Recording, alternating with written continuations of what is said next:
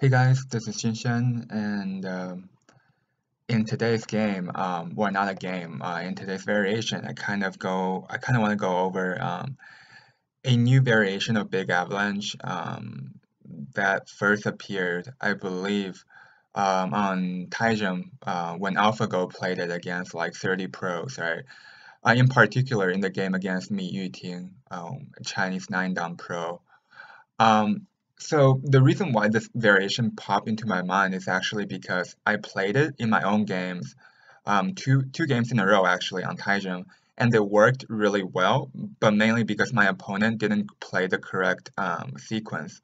But I kind of want to share it with you guys, so maybe you want to try it in your game. If your opponent doesn't play correctly, maybe you can get some profit, right? So the way I want to introduce this variation is by looking at my game first. And then we can go back to the variation that Mi Yuting and AlphaGo played from where my variation diverged, right? So in my game on Taijum, the result and the rest of the game is actually not that important. I'm just gonna focus on the avalanche part, right? So I'm using white, and as you can see, we're headed towards a pretty solid big avalanche direction, right? So usually you have two options for white, usually the turn here or the turn here. The turn on the inside is a little bit more modern, probably innovated by Joseki, and the turn on the outside have been around for like, I don't know, 2 centuries at least. Very popular during the ancient times of Japanese Go. Um, and so white turns here and black cuts, right? And so the next move, Atari here is actually what AlphaGo played against Mi Yuting. So as white, I kind of want to try it, right? And the Hane here becomes a key point for this new variation. Um, actually, I did make a video on Big Avalanche before, mainly about, all the old variations. But I realized I accidentally deleted the video from my channel on accident. So, I would try to re-upload the video once I get home because I realized the video is actually really helpful, and especially for me too, because I don't really remember all the variations of Big Avalanche because there's like, like a million of them, right? So because I have already made a video regarding the Big Avalanche, so I won't be going into too much detail on the old variations.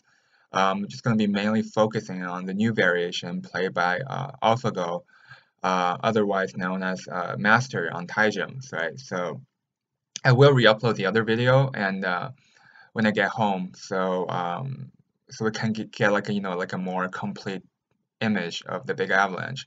Also, I'm pretty sure most of you guys have already seen the Avalanche video I had done before. But for those of you that haven't, I will upload it when I get home. So this is a new move, right? Hane here. And this is actually really, really good because, you know, for one, it kind of reduces Black's liberty down to 2, right? And then also it prevents a ladder here from Black.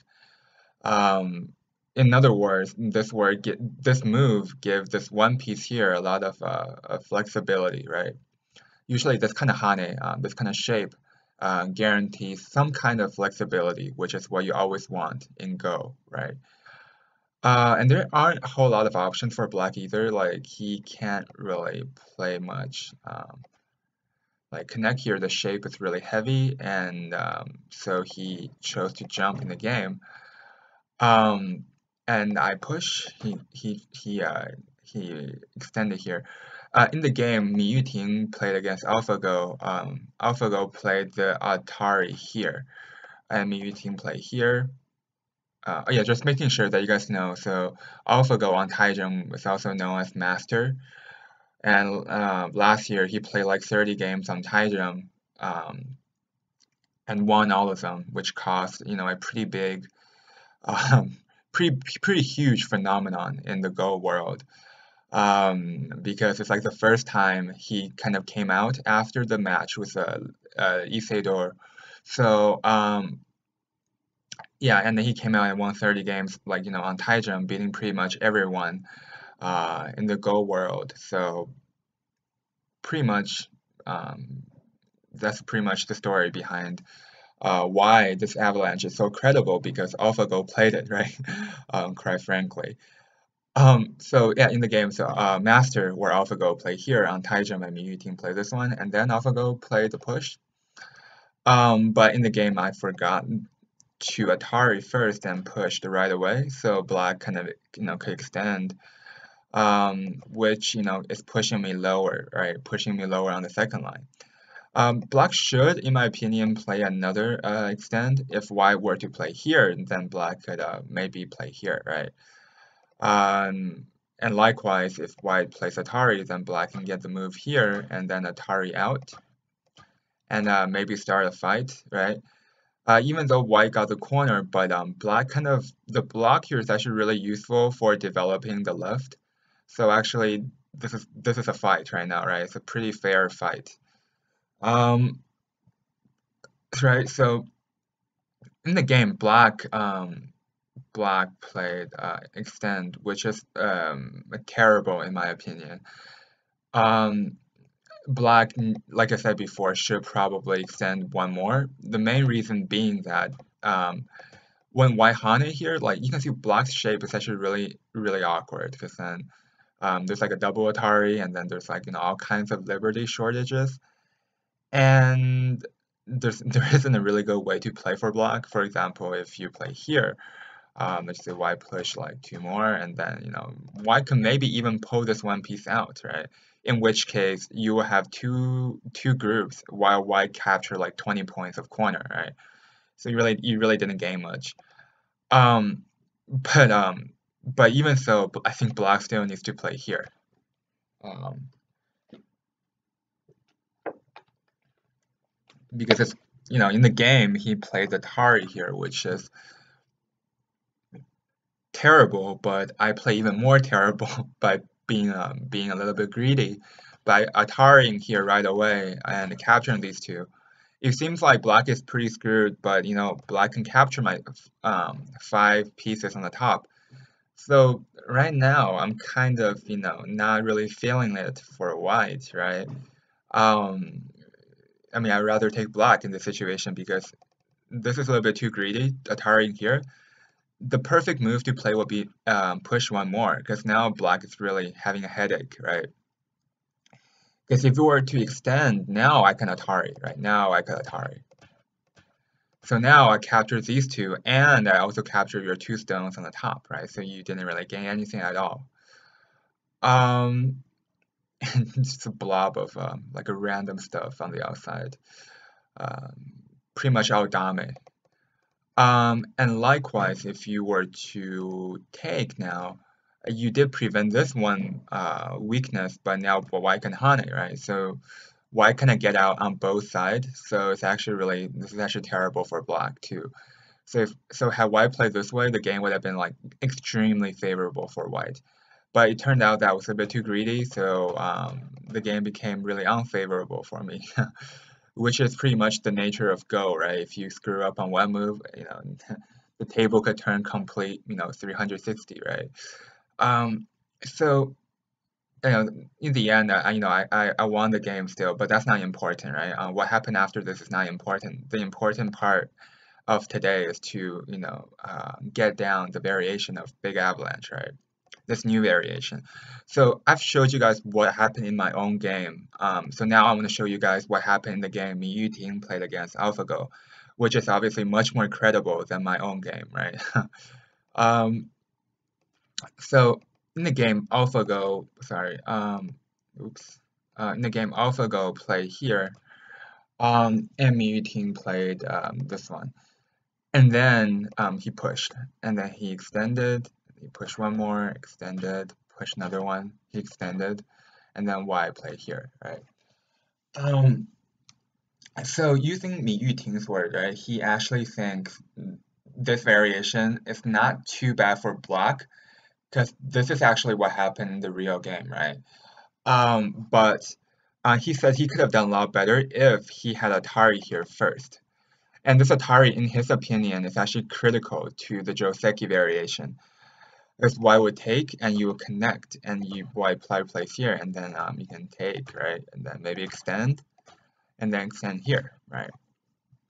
So the main point of Ataring first is that you get to take, right? You get to take, and that will give you like an extra liberty here, which will be very helpful in case, a fight happens in the center, right? With these two guys.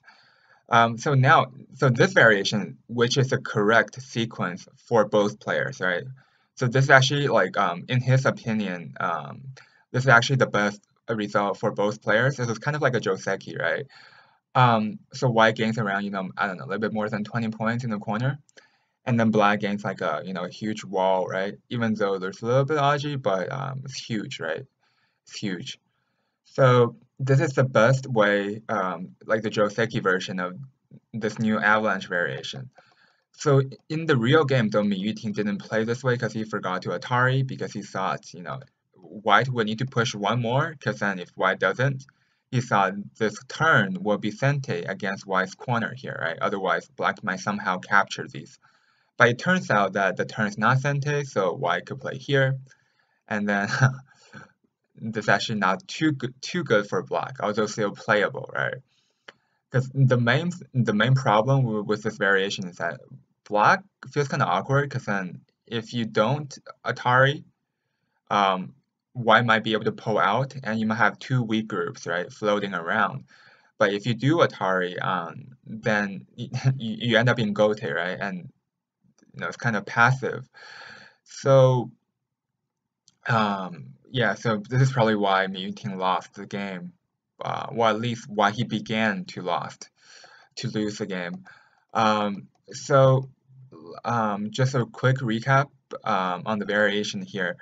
Um, so up till now, we have a pretty standard big avalanche. All right, and so first white, you can Atari here, and then Hane here, right, and then Atari. Sorry, this is the correct variation. Play by Alphago is to Atari, and then play here. And then black will extend, you push one more, and then you push another one. And then Miyu team made the mistake and play here, which he really should have played this one. Um, right? And then play here. So as you can see, in this variation, black is a lot stronger over here, right? And white is a lot lower on the bottom. So in this variation, in Miyu Ting's opinion, it's really even for both players, and he doesn't really see how White's new variation, really garner him a lot of benefit. But the thing is that, I don't know, first, if you really like territory, you can try this new variation and try to Atari and Hane if you're using white, right? And second, even if you don't like territory, you can still give it a try because your opponent more than likely will probably screw up somewhere in the Joseki variation and play in a way that will favor you tremendously, which is what my opponent did in the game, right?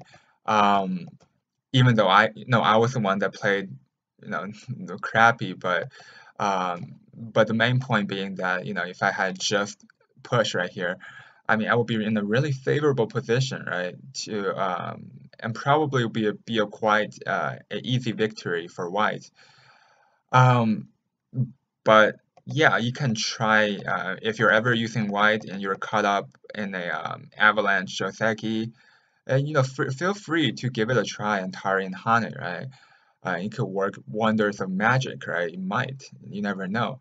And also another reason why I like this variation for white is frankly because there's just so much variation in Big Avalanche that frankly this variation is relatively uh, more well easier to remember than the other like really complicated like 50 move variation, right? So this actually, as you can see, the variation I showed you guys is actually not too bad in terms of memorization, right? So compared to a lot of like, I don't know, like really complicated variations, it's different, right? It's different. So yeah, definitely recommend you guys to try it in your game. And if you do get the chance to, please leave a comment, tell me how it goes, because I would love to know. And if it didn't work too well for you, I also want to know, right? So actually, Master AlphaGo, um, it played many new variations of Avalanche, but this variation is probably the one that I like the most because it's easy to memorize, and second, um, I mean, it's one of those situations where if your opponent plays, one move that's out of place, you could get benefit right away, right? But even if your opponent plays correctly, it's still kind of even for both players. So there's kind of really no there's kind of no risk in playing this variation if you can memorize it. So yeah, again, like I said before, if you wanna learn more about Big Avalanche in general, I would try my best to find the Big Avalanche video I uploaded before and somehow re-upload it in the near future. But for now, I would just love it for you guys to give it a try at this variation. So thank you guys so much, and tell me how it goes.